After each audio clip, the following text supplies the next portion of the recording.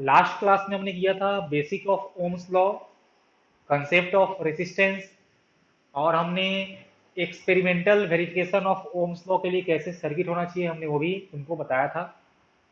और वहां से एक बात पे मैंने चर्चा किया था कि ओम्स लॉ के लिए जो वोल्टेज और करंट का रिलेशन आया था वो लीनियर आया था रिलेशन, और जो हम लोग वोल्टेज और करंट के बीच ग्राफ बनाए थे वो ग्राफ आपका एक स्ट्रेट लाइन आ रहा था।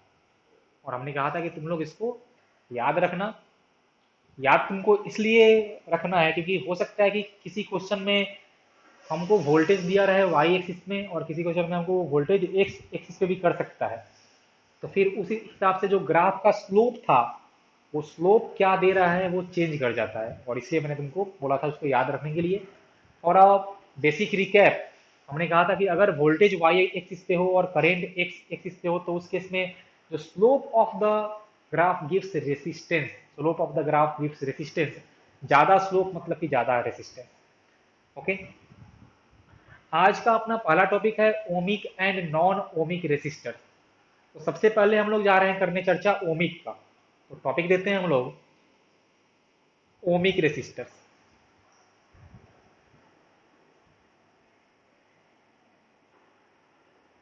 इसका डेफिनेशन होता है कि the conductors which obeys Ohm's law, the conductor which obeys Ohm's law are called ohmic resistors। वैसे कंडक्टर जो ओम्स लॉ को ओबे करते हैं उनको हम लोग ओमिक रेसिस्टर या ओमिक कंडक्टर बोलते हैं। ठीक है। जैसे for example all metallic conductor, all metallic conductors are ohmic resistor. जैसे कि आपके मेटालिक कंडक्टर में आ जाएंगे कॉपर का वायर जो आप लेते हो, कॉपर का, एल्यूमिनियम का वायर, है ना, या फिर आपका जो सिल्वर होता है, गोल्ड होता है आपका, आयरन हो जाएगा, या जो आपके कुछ एलॉय होते हैं like nichrome, these all are ohmic resistors. तो ये तुम लोग याद रखना कि all metallic conductors are ohmic resistor, क्योंकि ये ओम्स लॉ को ओबे करते हैं। और what is Ohm's law? V by I is equal to constant, और उसको आप जनरल फॉर्म में लिखते हो V is equal to I R. Okay. अब नेक्स्ट पॉइंट आप चाहो तो इसमें लिख सकते हो in the topic of ohmic resistor कि for ohmic resistors V I graph is linear. For ohmic resistors V I graph is linear. Linear का मतलब होता है स्ट्रेट लाइन। मतलब कि जब ओमिक रेसिस्टेंस के लिए हम लोग वी आई ग्राफ बनाएंगे तो ग्राफ एक स्ट्रेट लाइन आएगा, तो हम बोलेंगे कि वो ओमिक रेसिस्टर्स हैं। जैसे मान लीजिए फॉर एग्जांपल उनका वी आई ग्राफ कुछ ऐसा आने वाला होगा, तो they are ohmic, they are ohmic resistor. Okay. अब हम लोग आते हैं नॉन ओमिक में।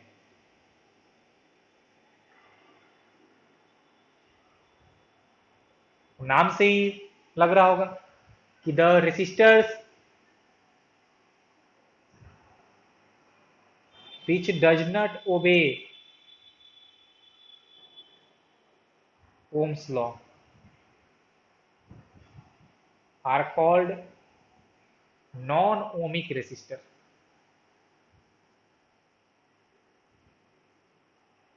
जो ओम्स लॉ को फॉलो नहीं करता है उसको हम बोलते हैं non ohmic resistor. For example, example of non ohmic resistor are, हमको नहीं पता कि आप लोग ये सब चीज का नाम सुने हो या नहीं सुने हो, लेकिन देखो ये हैं। उनमें आते हैं आपके डायोड,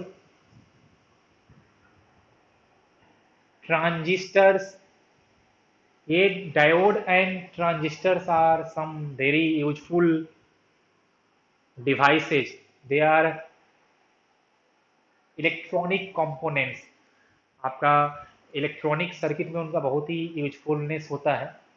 हालांकि तुम लोग शायद उसका भी नाम जानते हो, कि बहुत लोग नाम जानते भी होंगे। तो ये सब जो डायोड और ट्रांजिस्टर जो होते हैं, या जो आपका टॉर्च का बल्ब होता है, टॉर्च बल्ब भी आप यहाँ पे लिख लो, ये सारे होते हैं नॉन ओमिक, क्योंकि ये ओम्स लॉ को ओबे नहीं करते हैं।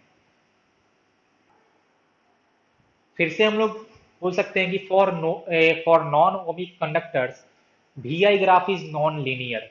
इनका जो वी आई ग्राफ होगा, V I graph is non linear. Non linear का मतलब क्या हुआ कि अब ये एक स्ट्रेट लाइन, ये एक स्ट्रेट लाइन नहीं होगा, एक कर्व होगा। तो वी आई ग्राफ इनका कर्व होने वाला है। जैसे मान लीजिए फॉर एग्जांपल,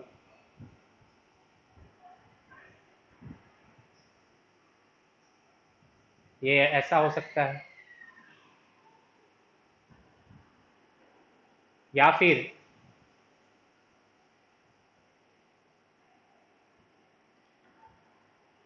ये ऐसा कुछ भी ऐसा हो सकता है।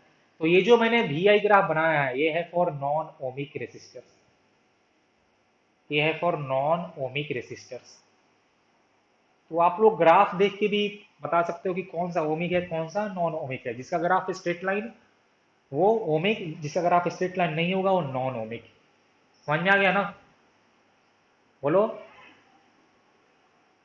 ओके। अब हमने लास्ट क्लास में बात किया था कंसेप्ट ऑफ रेसिस्टेंस का, कि रेसिस्टेंस क्यों आता है, क्यों होता है एराइज। अब हम लोग आज पढ़ेंगे कि फैक्टर्स अफेक्टिंग द रेसिस्टेंस।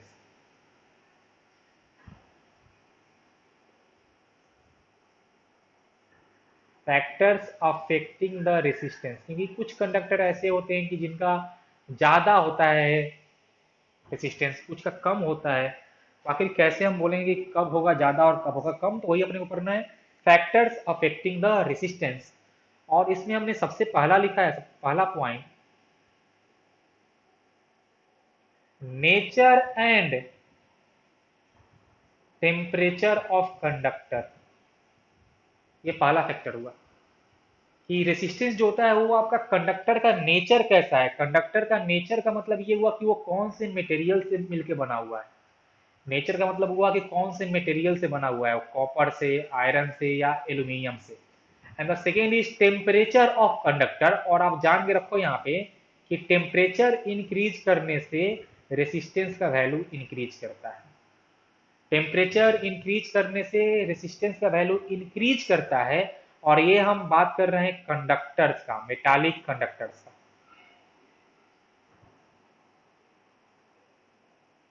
ये हम लोग बात कर रहे हैं मेटालिक कंडक्टर्स का। मेटालिक कंडक्टर्स का टेम्परेचर आप जब इंक्रीज करोगे तो उसका रेसिस्टेंस का वैल्यू इंक्रीज करता है। और उसका जो रेसिस्टेंस होता है वो उसके मटेरियल पे भी डिपेंड करता है कि वो कॉपर से बना है, आयरन से बना है, कि एल्यूमिनियम से बना है, कि सिल्वर से बना है। तो ये हमने लिखा पहला point. Second point, resistance depends upon the length of the conductor। और आप जान लो कि resistance is directly proportional to the length of the conductor। Third factor is resistance depends upon the thickness और area of cross section, area of cross section of conductor, या उसके thickness पे भी depend करता है। And resistance is inversely proportional to the thickness. और हम बोल सकते हैं कि resistance is inversely proportional to the cross sectional area, cross sectional area A. तो ये फैक्टर्स आप लोग याद रखना। आपका कंडक्टर जितना लॉन्ग होगा उतना ज्यादा उसका वैल्यू ऑफ रेसिस्टेंस होगा। कंडक्टर जितना ज्यादा थिक होगा उसका रेसिस्टेंस उतना कम होगा। मतलब एक थिक वायर का रेसिस्टेंस कम होता है compare to a thin wire. Okay. तो ये सब बातें आप लोग याद रख सकते हो। यहाँ पे कुछ लोग को डाउट हो सकता है कि what is the meaning of cross sectional area. क्या तुमको उसका कंसेप्ट पता है क्या? What is the cross sectional area का मतलब? बोलो। कोई बात नहीं है, चलो। तो ये हुआ तुम्हारा फैक्टर्स। अब हम जब इन सारे फैक्टर्स को कंबाइन करेंगे,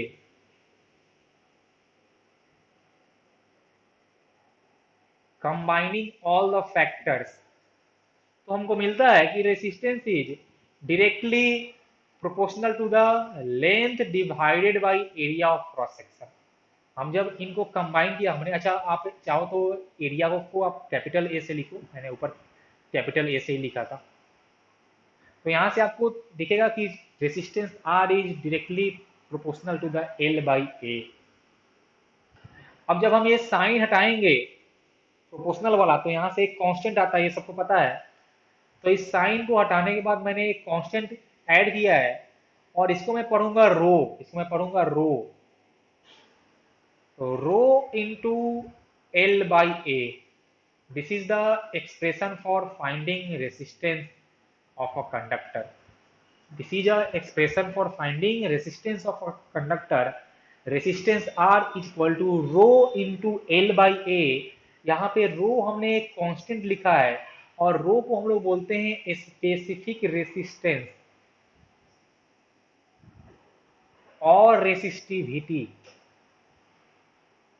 रो को हम लोग बोलते हैं स्पेसिफिक रेसिस्टेंस और रेसिस्टिविटी। और ये जो आपका रो है वो करता है depends upon, rho depends upon nature and temperature, nature and temperature of conductor. ये जो आपका स्पेसिफिक रेसिस्टेंस या रेसिस्टिविटी है, ये कौन से फैक्टर पे करता है? Depend upon nature and temperature of conductor. मतलब कि आपका जो कंडक्टर है वो कौन से मटेरियल से बना हुआ है, कॉपर से, एल्यूमिनियम से, आयरन से, उस पर रो डिपेंड करेगा। For the different materials value of rho is different, and rho also depends upon the temperature. और हमने अभी जस्ट सीखा है कि for metallic conductor temperature increase करने से रेसिस्टेंस इंक्रीज करता है, क्योंकि उसका रेसिस्टिविटी इंक्रीज कर जाता है या उसका स्पेसिफिक रेसिस्टेंस इंक्रीज कर जाता है। तो हम लोग लिखेंगे यहाँ पे कि resistivity increases with the rise in temperature. Temperature बढ़ाएंगे तो रेसिस्टिविटी बढ़ेगा, और जब टेम्परेचर घटाएंगे तो उसका रेसिस्टिविटी घटेगा। समझ में आया ना? ओके। तो ये जो आपका रो था वो मटेरियल पे डिपेंड कर रहा था और टेम्परेचर पे डिपेंड कर रहा था, और बाकी आपको तो दिख रहा है कि resistance is equal to rho into L by A. अब मेरा एक सवाल है कि क्या रेसिस्टिविटी, या जिसको आप रो पढ़ते हो, रेसिस्टिविटी होता है या स्पेसिफिक रेसिस्टेंस भी हम उसको बोलते हैं, मैं आपसे पूछूं कि क्या resistivity depends upon length and thickness of conductor? ये स्टेटमेंट सही है गलत है? Resistivity depends upon length and thickness of conductor, ये स्टेटमेंट सही है कि गलत है? जल्दी बताओ मेरे को, बोलो। ओके। तो तीन लोग हमको ये बोल रहे हैं कि ये बात सही है कि resistivity depends upon length and thickness of conductor, हालांकि ये पॉइंट गलत है। This is a wrong point. मैंने अभी साफ साफ लिखा है कि resistivity depends upon nature and temperature of conductor, वो लेंथ और एरिया पर डिपेंड नहीं करता है। तो आप यहाँ पे लिखो, it does not depends upon, it does not depend upon length and thickness.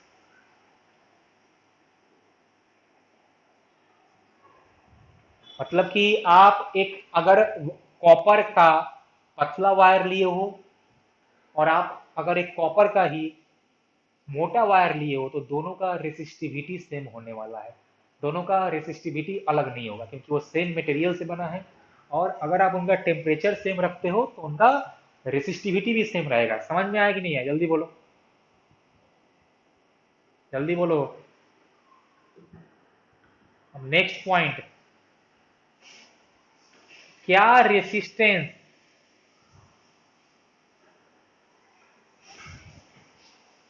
Length और थिकनेस पे डिपेंड करता है? बताओ।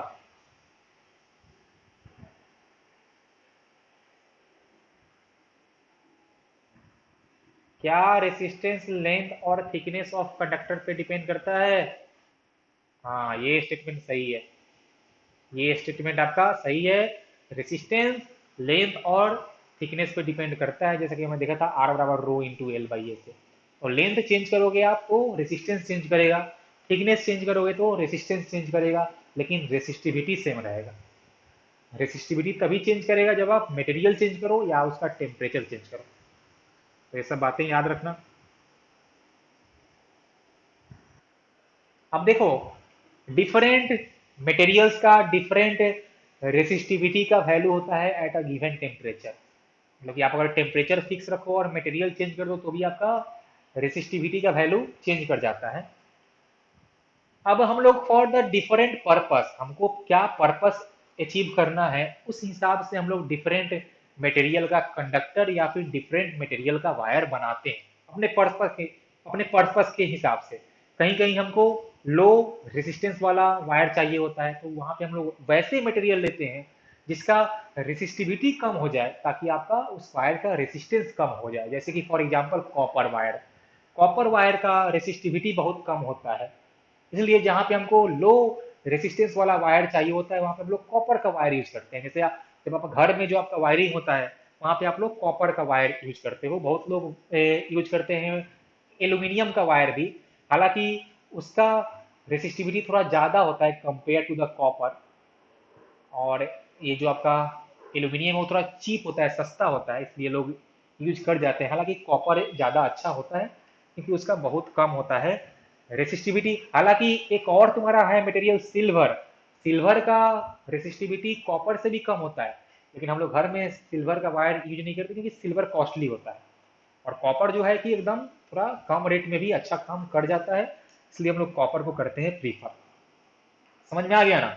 कुछ मटेरियल ऐसे भी आपके होते हैं मेटल्स के एलॉय, जैसे नाइक्रोम, और आपका हो गया जैसे कॉन्स्टेंटन, मैंगनीन। ये कुछ ऐसे एलॉय होते हैं कि जिनका रेसिस्टिविटी हाई होता है, ज़्यादा होता है, तो इनका भी हम लोग यूज करते हैं। और डिफरेंट पर्पस कनेक्टिंग वायर्स के लिए हम लोग घर में जो वायरिंग के कनेक्शन के लिए हम लोग कॉपर वायर का यूज करते हैं, क्योंकि उसका लो होता है रेसिस्टिविटी, तो उसका लो होता है रेसिस्टेंस। समझ में आया क्या? जल्दी बोलो तो, बोलो। ओके।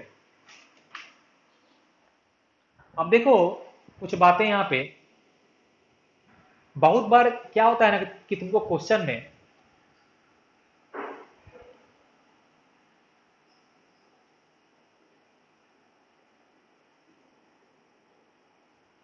तो कोई आया है।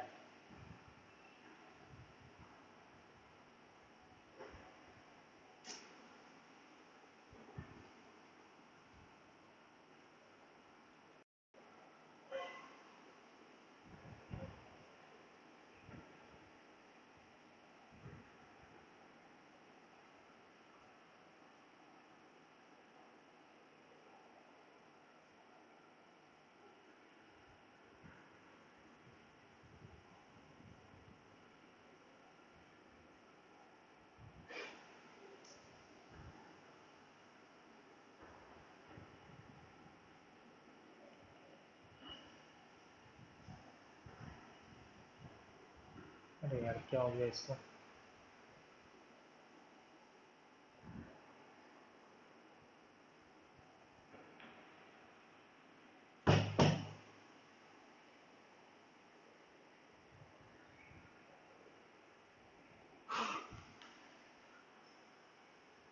हाँ, तो हम बोल रहे थे कि कभी कभी तुमको क्वेश्चन में ना एरिया फाइंड करने के लिए तुमको वायर का रेडियस दिया रहता है। तुमको बोलेगा कि मेरे पास एक वायर है और उस वायर का रेडियस कुछ इतना पर्टिकुलर रेडियस दिया रहेगा, तो उस केस में तुम लोग एरिया फाइंड करना, क्योंकि हमको चाहिए क्रॉस सेक्शनल एरिया, वो तुम्हारा आएगा पाई आर स्क्वायर के बराबर। तो उस केस में हम लोग एरिया फाइंड करते हैं पाई आर स्क्वायर से, तुम लोग इस बात को याद रखना। और फिर हम लोग को जब फाइंड करना हो वैल्यू ऑफ रेसिस्टेंस, हम लोग फाइंड करेंगे उसको R equal to rho into L by A से। ओके, तो ये सब तुम्हारा कहानी, कुछ बेसिक बातें हैं, याद रखना। अब हम लोग चलो करते हैं कुछ बातें ऑन टॉपिक रेसिस्टिविटी या फिर स्पेसिफिक रेसिस्टेंस, जो कि अभी हम लोग पढ़ रहे थे। अब देते हैं टॉपिक स्पेसिफिक रेसिस्टेंस और रेसिस्टिविटी का। जिसको हम रो से करते हैं डिनोट। जैसे कि हमने सीखा क्या कि resistance of a conductor is equal to rho into L by A. देखो यहां से हम लोग लिख सकते हैं कि rho equal to R into A divided by L. ठीक है, ये तुम्हारा आएगा रो का value R into A by L. अब तुमसे पूछा जा सकता है कि डिफाइन रेसिस्टिविटी या फिर स्पेसिफिक रेसिस्टेंस। हम लोग इसको डिफाइन करते हैं कि resistivity of a conductor is equal to its resistance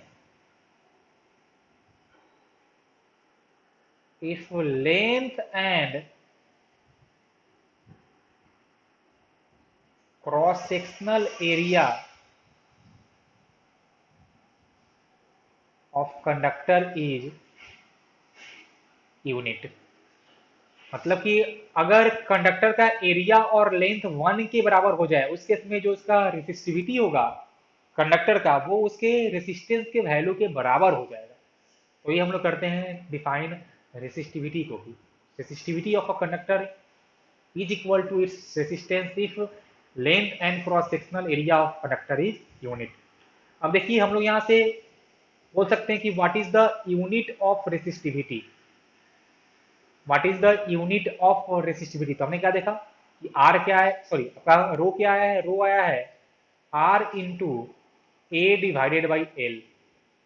और हमको पता है कि unit of resistance is ohm and unit of area is metre square divide by unit of length is metre. तो देखो ये तुम्हारा आ जाएगा ओम इंटू मीटर।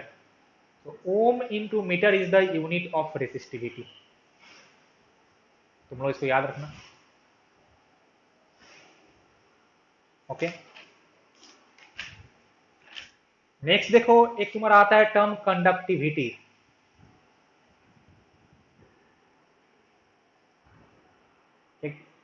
और इसको हम करते हैं डिनोट सिग्मा से।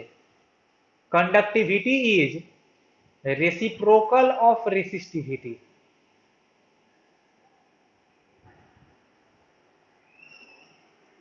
Conductivity is reciprocal of resistivity. तो हम लिखेंगे सिग्मा इक्वल टू 1 बाई रे, sorry sigma equal to 1 by rho. Sigma equal to 1 by रो।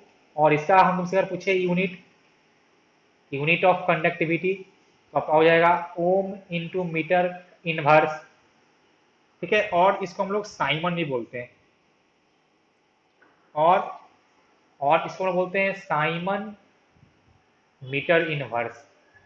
क्या चीज, क्या बोला?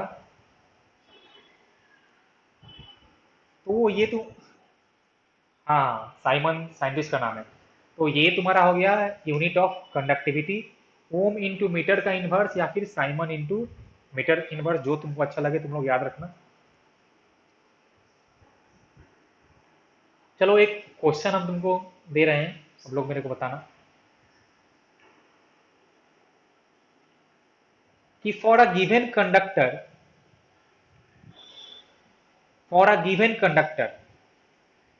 मैंने उस कंडक्टर के लिए दो डिफरेंट टेम्परेचर पे V वर्सेज I ग्राफ बनाया है। और अ गिवन कंडक्टर मतलब कंडक्टर हम सेम रखे हैं, उसका लेंथ और एरिया सेम रहेगा। और अ गिवन कंडक्टर हमने उसके लिए V वर्सेज I ग्राफ बनाया है दो different temperature T1 and T2 पे।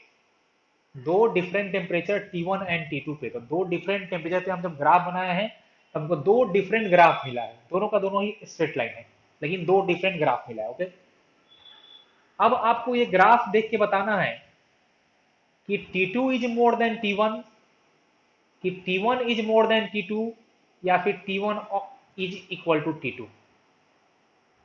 बताओ, ये ग्राफ देख के तुमको बताना है कि कौन सा टेम्परेचर ज्यादा है और कौन सा टेम्परेचर कम है।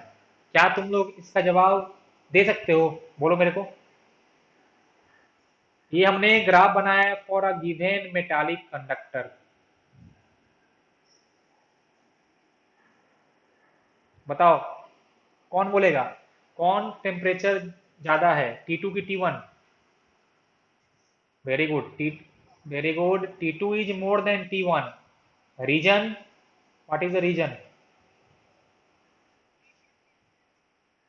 हाँ, okay, very good very good. हम जानते हैं कि for a metallic conductor temperature increase करने से उसका रेसिस्टेंस इंक्रीज करता है, मेटालिक कंडक्टर का।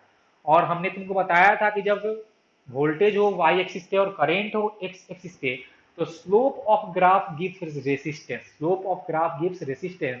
और हमको ग्राफ देख के साफ साफ पता चल रहा है कि slope of graph 2 is more than slope of graph 1। मतलब कि resistance for second case is more then resistance for first case. और हम जानते हैं कि for a metallic conductor temperature increase करने से रेसिस्टेंस इंक्रीज करता है। तो अगर R2 R1 से ज्यादा था, मतलब कि T2 पक्का T1 से ज्यादा रहा होगा। समझ में आया ना? तो ये आपका दो बात हो जाए गलत, ऊपर वाला बात सही था। सबको समझ में आया कि नहीं आया, जल्दी बोलो। ओके, तो इस टाइप का क्वेश्चन आता है, याद रखना। अब मान लो कि मैंने इस ग्राफ में थोड़ा सा चेंज कर दिया, इस बार करेंट को ले लिया है वाई एक्सिस पे, और करेंट का जैसे नाम लिया, ठीक है।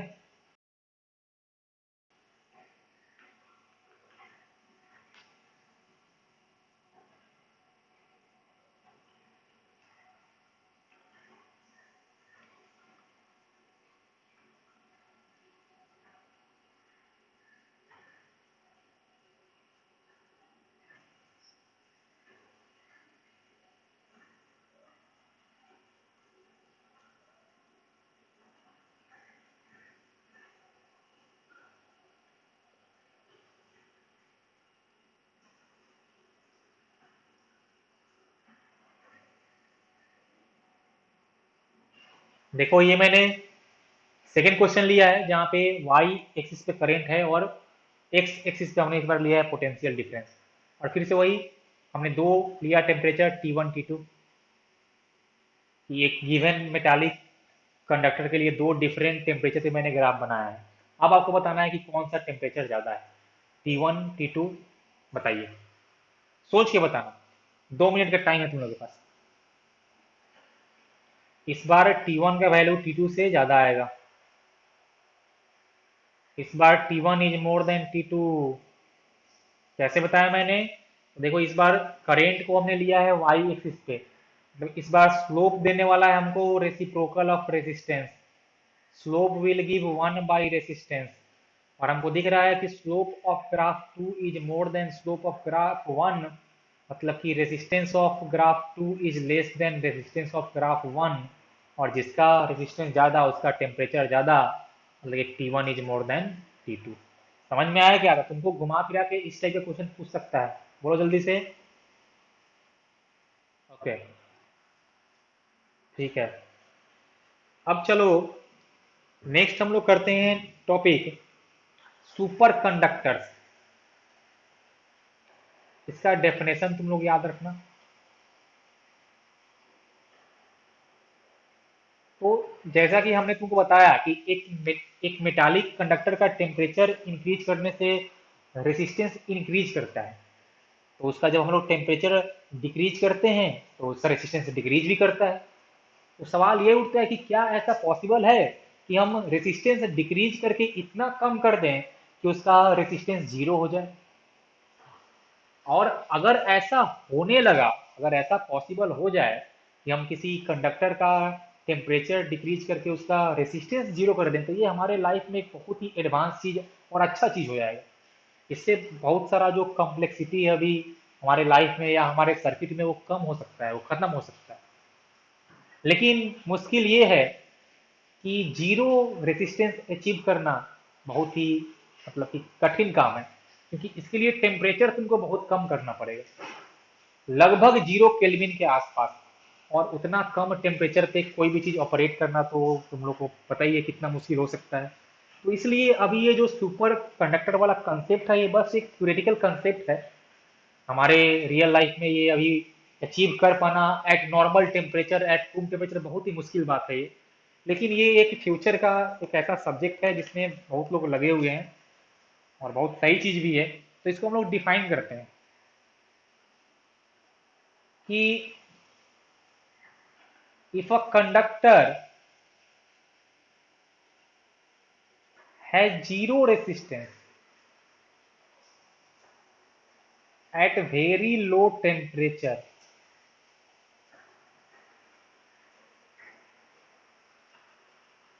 then it is called a superconductor। मतलब कि एक कंडक्टर का अगर रेसिस्टेंस जीरो हो जाए बहुत लो टेम्परेचर पे, तब हम लोग उसको एक सुपर कंडक्टर बोलते हैं। मतलब कि यह सुपर कंडक्टर है जीरो रेसिस्टेंस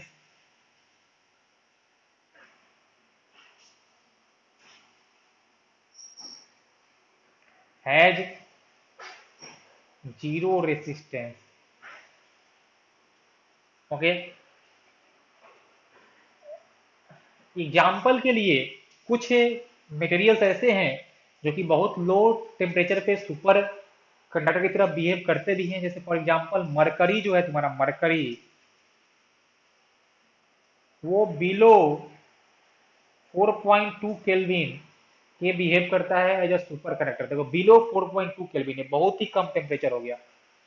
इसके अलावा और भी एग्जांपल्स हैं।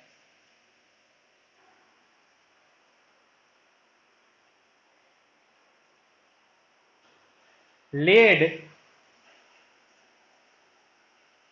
बिलो 7.25 केल्विन बिहेव करता है सुपर कंडक्टर की तरह। तो देखो ये बहुत ही कम टेम्परेचर हुआ, है ना।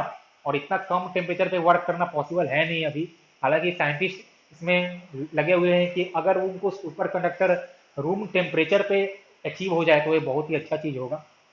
तो फिलहाल तुम लोग इसका डेफिनेशन याद रखना सुपर कंडक्टर का। इफ अ कंडक्टर है zero resistance at very low temperature then it is said to be a superconductor. Okay, अब चलिए इसके बाद हमने टॉपिक दिया है कि choice of material of a wire.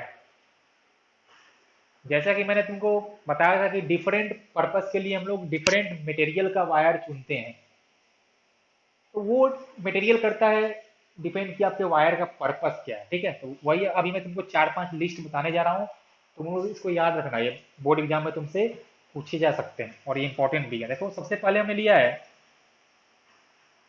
कि फॉर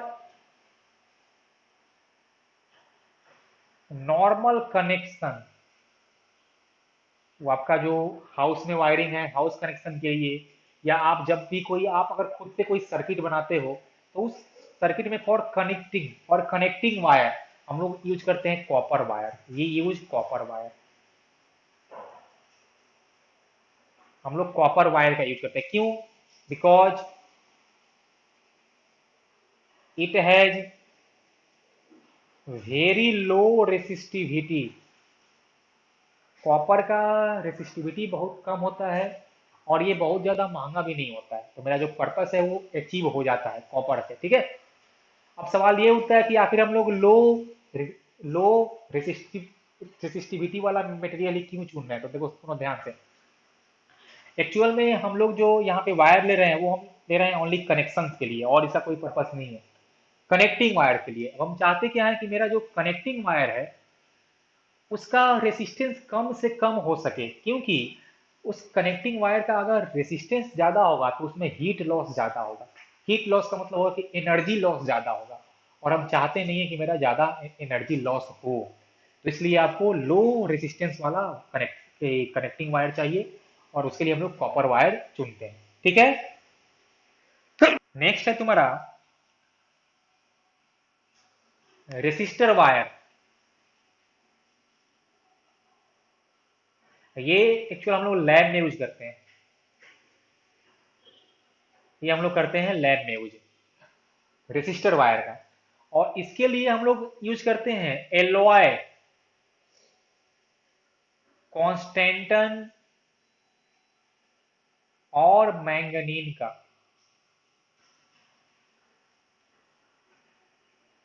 मतलब लैब में जो हम लोग वायर यूज करते हैं एज अ रेसिस्टर वायर, उसमें हम लोग करते हैं यूज मटेरियल कॉन्स्टेंटन और मैंगनीन। क्यों? देखो क्यों।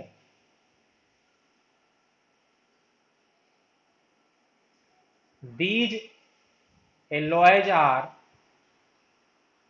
almost independent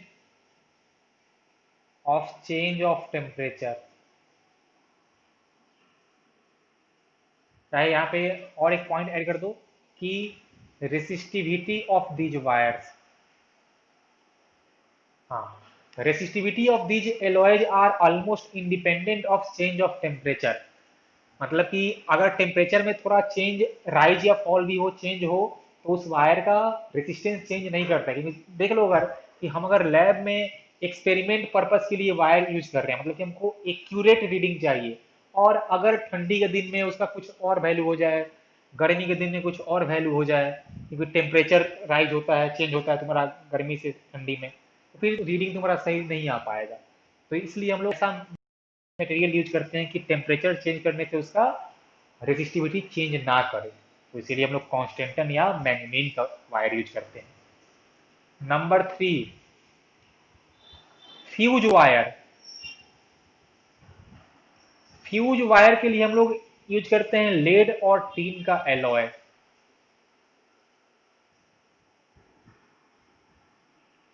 lead lead and tin के एलॉय को यूज करते हैं क्योंकि इसका हाई होता है रेसिस्टिविटी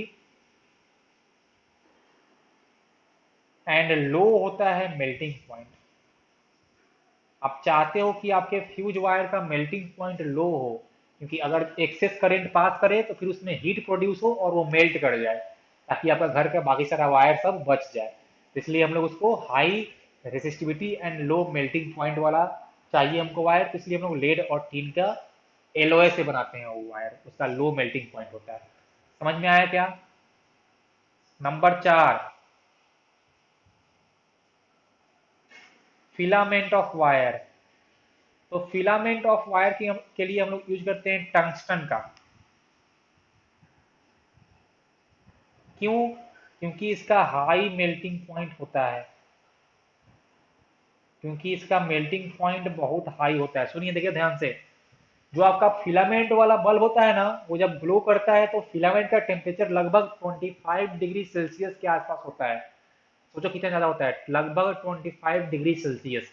और उस टेम्परेचर पे भी अपना फिलामेंट मेल्ट नहीं होना चाहिए। मतलब कि आपको एक ऐसा मटेरियल चुनना पड़ेगा जिसका मेल्टिंग पॉइंट बहुत ज्यादा हाई हो, और वो हमको देता है टंगस्टन।